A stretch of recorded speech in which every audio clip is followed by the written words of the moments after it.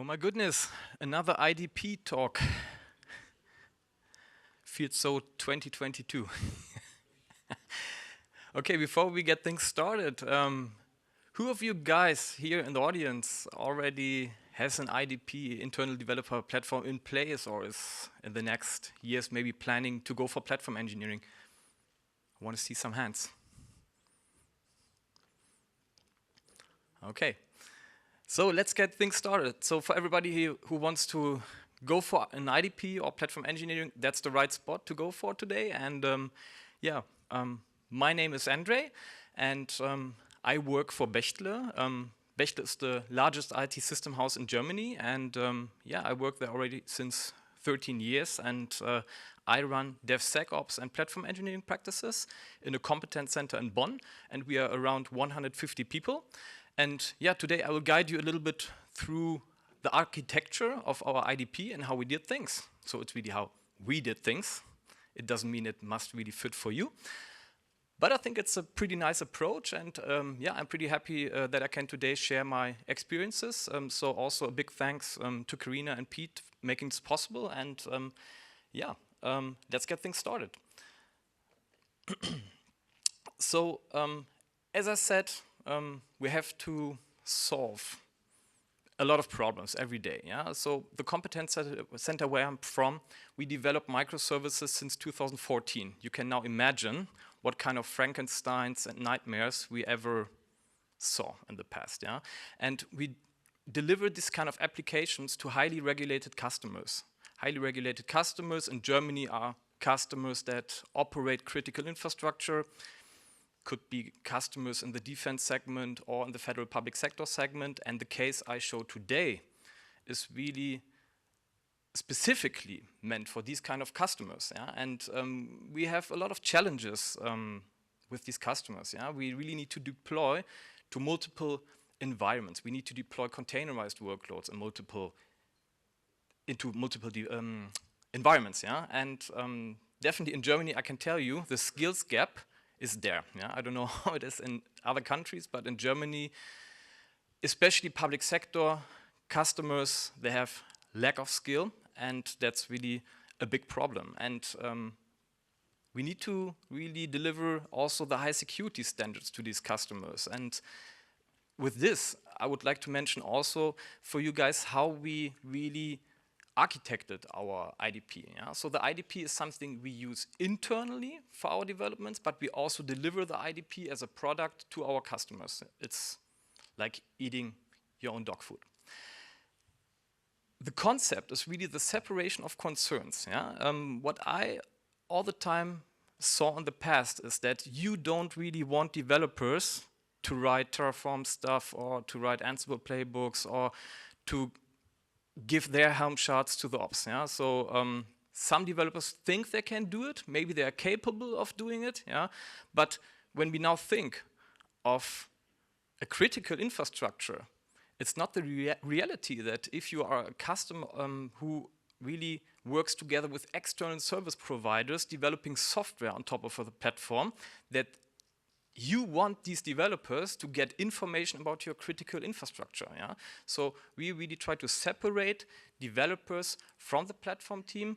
One example is also that we really try the observing systems, for instance, only to have read access to the runtime environments, to the productive environment. So I will guide you a little bit through our reference architecture.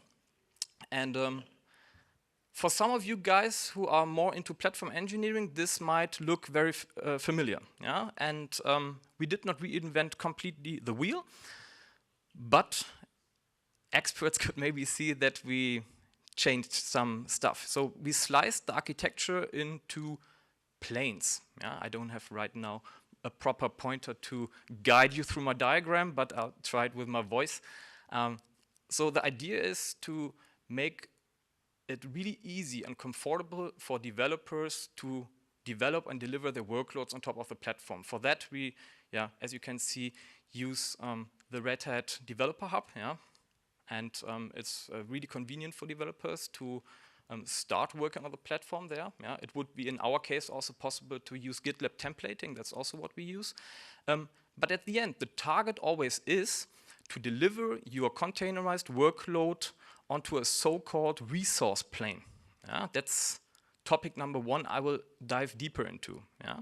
And as you can maybe also see on the chart, there are 3 resource planes in this case. We have a resource plane that's hosted on Azure. In this case, it's AKS, maybe a very bad word here on the comments, yeah, but it could also be OpenShift on Azure, yeah. But for you guys, it's a public cloud, and then there we have also 2 data centers where we have a classical on-premises infrastructure, and the red line also shows that this data center is air-gapped, and this is a special challenge I will really jump into. Yeah? Being air-gapped for us could also be named as the dark side, yeah? But at the end it's you don't have internet. And you have to be very creative to deliver containerized workloads into this environment. But speaking of creativity, we have really the chance to also, hopefully you can see my slides changing. Okay, now. So as you can see here, part number 2, I will dive with you guys into how we define workloads that need to be delivered onto the resource plane. Yeah, that's part number 2. And then we will also dive very deep into how our platform orchestrator from Humanitec is utilized in this case. Yeah? And I think it's really fun, and I will have a detailed process for you later on. Speaking about the resource plane, I really wanted to thank IBM making this possible. Yeah? So we as Bechtle operate IBM Fusion HCI systems over multiple data centers. Yeah? So they deliver proper storage, yeah, backup, S3 we do at scale with Fusion, and also, what's really convenient for us, and I know that Daniel Danner is now watching this. Daniel was the guy helping us out to deliver this Fusion system into our data centers, and he planned to do it in 5 days. And it's true, he did it in 3. Yeah? So you get a complete HCI stack with bare metal OpenShift on top, and Daniel with the team delivered it in 3 days. And for us at Bechtle, that was really amazing. Yeah? We were so amazed that we made a video about it. So everybody wants to watch the video, can take a picture of the QR code. Yeah? And definitely you will get some more information around that, and also how we integrate the Fusion into our CI/CD pipelines. Yeah? There are some amazing things like backup and so on. Just check it out. So I will directly jump into the right topics here, into the definition of workloads. So we define our workloads, or we specify our workloads with the open source project SCORE. And at the end, you can just say SCORE enables the developer just to say what does his app need, and he doesn't need to define specific infrastructure, resources, and so on. Yeah? He just says, my application needs a Postgres database, and we need some DNS and so on, and things will run like a charm.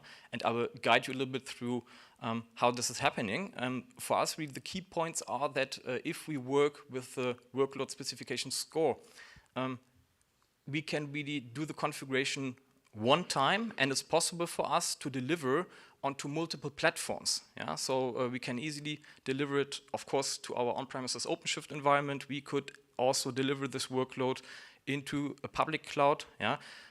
That's really, for us, very convenient. And I always say, that's a real multi-cloud scenario. Yeah? It's not like you buy a hyperscaler number 1 and 2, and you say you're multi-cloud enabled. Yeah? So this is really ready for proper multi-cloud scenarios. And this is an open source project, and as you can also see later, it's sandboxed by CNCF, yeah, and this was this lately happened. Yeah, so to summarize that, SCORE is really developer-centric, and it's declarative. It's very easy to learn. I this morning talked with a friend of mine, and he said, "Yeah, but we have Helm." Yeah, of course you have Helm. We all have Helm, but if you just check out the YAML definition, you can see that there are maybe some things in which you cannot do actually with Helm, and you will also later on see why. Yeah? The developer here really defines his workload. saying like, I want to have a Postgres database in this case, and my connection string to the database looks like that. Yeah? And we really try to put an abstraction layer, yeah, over the platform engineering team to the developers. Yeah? And we don't want developers to throw things over the fence that mess things up. Yeah? That's really what we don't want. And yeah, we had this multiple times in classical DevOps approaches, which were not really DevOps, yeah? And we really, at the moment, love this approach. Less things break, believe me. Good. As I said, it's a CNCF project, yeah, and in 2024, it was sandboxed, so check it out. Maybe you can contribute, and really fantastic team around SCORE. So let's dive a little bit deeper how this works. Yeah? So at the end, we specify the SCORE file, and then we have a so-called SCORE implementation. And yeah, surprise, what happens if you take a closer look at the right side? All the artifacts are produced by SCORE that really define how your app should work. Yeah? And the developer at the end doesn't have much effort with it. I will also show you later on how the work is split up over the teams. Yeah? Now, something has to really understand what this SCORE file does. And for that, we decided to use the Humanitec Platform Orchestrator. Yeah? You should check the guys out. Yeah? It's really a cool piece of software. Yeah? It's really amazing. Yeah? And this thing really also helps us to get the load from the DevOps engineers. Yeah? You will also see later how this works. Yeah? Really a recommendation from my side to take a closer look on that. But actually, I promised you to show also how we deliver into air-gapped environments. That's what we jump into now. Yeah? So how is actually the process? Yeah? So we read the SCORE file, and we then match a proper template for the resources that are needed by the application. Then we create everything, yeah, that's really necessary to do your deployment. And I had to explain this to a little older colleague of mine, and I told him, you know something, it's like the old MSI packages, you know, from the past. Everything is in, and you can just deliver it somewhere, set up exe, and then things will go. It's at the end simplified a little bit like the story. Yeah, and then when you have all the things together, you go for the deployment, and to really look closer into the process, how is everything now stitched together? You can see on the left side that the developer, like I said, defines his workload. Yeah, he would just say, I need Postgres, I need some DNS, and so on, and I maybe need a sizing for my application, t-shirt sized, SL, whatever. Yes, you're very free how to define that. Yeah? In parallel, the platform engineer will then really define how, of course, these workloads should be observed, how these workloads should be provisioned, and he will create a kind of rule set out of that. And the developer only checks in a SCORE YAML file into his repo. Yeah? And then the normal CI/CD magic will happen. But the Humanitec operator will take all the artifacts, yeah, and again will then decide, is it a staging environment we want to provision, or is it maybe just a dev environment? Yeah? And with this kind of tagging strategy for the environments, we have also a very high flexibility to deliver the workloads to the right place. Yeah? So up here, it's quite simple. Yeah? Everything is right now in Git, but how do we now bring everything to this air-gapped environment? Yeah? So at the end, we could also just take a removable media and carry all the data into a bunker or onto a boat. Yeah? It's totally up to you. We can make a push to remote, we can create a patch file, whatever, but everything is then back in Git. Of course, you have to take care to have your latest container images in the registry available. And then we do a very standardized GitOps process. Argo will just pull all the information. Most of the time, these kind of customers, they have autosync turned off. And I always say, if autosync is turned off, it's not really GitOps. Yeah? but the functionality here really works totally fine. As soon as all the information got really through Argo, the normal way of deployment will start, but Humanitec offers an operator, and you can put this operator, of course, in OpenShift, and in our case, the operator resists in our bare metal OpenShift environment and runs there.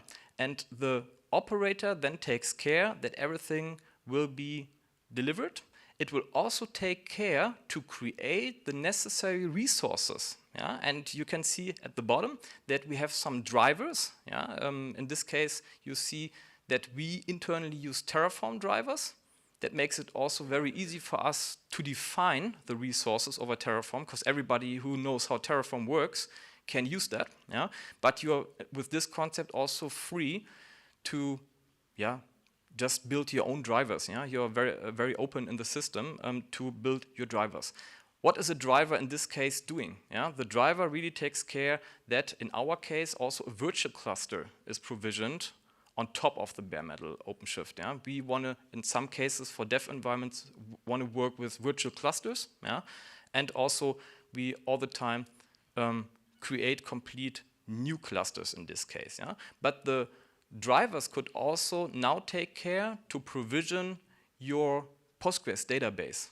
That's also not a problem. So the driver can do really both. And the cool thing about that is that all the resources that are provisioned, I can later on check back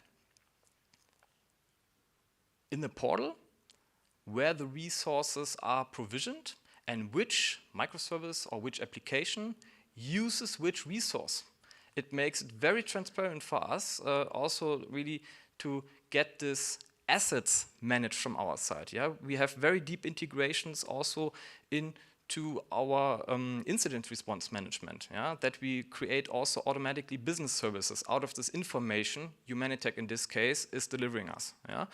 And with this, I think customers who are highly regulated can really work well.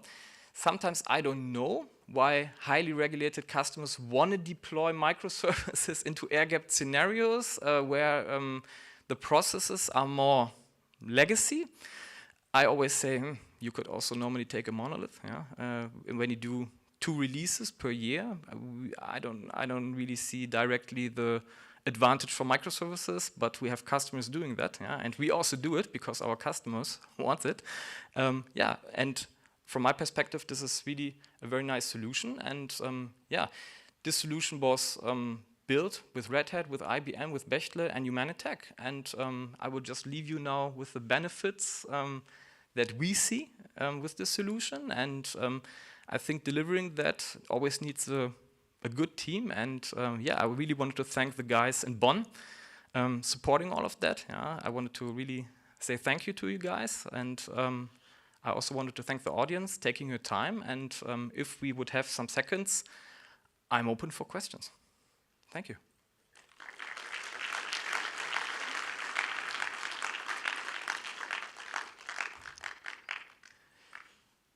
So it's pretty hard to see anybody because of the light. Don't be afraid to lift your hand if you have a question. Okay. Hopefully, oh, no, there I see someone. Hi. Hi. Ram from Red Hat. So actually, in the air-gapped environment, you have a big cluster of OpenShift. So I was just wondering, is it so deployed on top of your bare metal instances, so inside a VM on top of OpenShift, so OpenShift virtualization using OpenShift in order to create your environment, your big cluster? Yeah, your assumption is totally right. And okay. The good thing is that IBM Fusion supports this with the latest release, and we just switched it a couple of weeks ago. And the scenario, how you see it there, is supported by IBM in the Fusion, and you can automatically configure it. You can automatically configure the box like that. Okay, thanks. Yeah, you're welcome.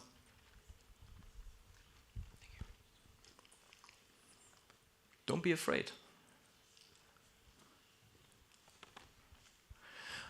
Okay, so if there are no questions anymore, I wish you all a nice KubeCon, enjoy, and yeah, have a great day. Bye-bye.